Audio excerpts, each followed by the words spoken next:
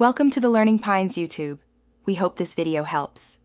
You start inside the game, pause and go to Settings, then Display.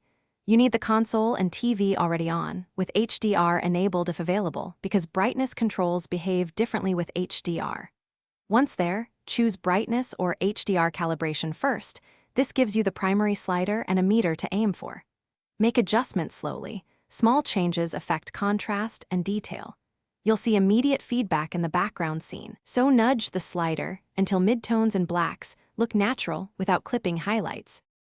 Now focus on the complex controls, HDR peak brightness and tone mapping. You change peak brightness to match your TV's capability. Higher values boost highlights but can wash midtones. Adjust black level so shadows show texture without crushing detail. If you're on SDR, tweak brightness and contrast instead and set gamma to your preference. Make sure your TV is in game or filmmaker mode to minimize processing. This keeps input lag low and preserves the adjustments you make in-game. Test across bright and dark scenes.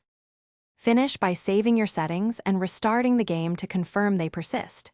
You should sample a few scenes, open, mid, and shadow-heavy areas to ensure balance.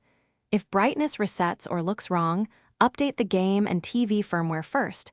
That often fixes HDR negotiation problems. If things still look off, disable HDR in the PS5 output settings temporarily or use your TV's HDR calibration tools.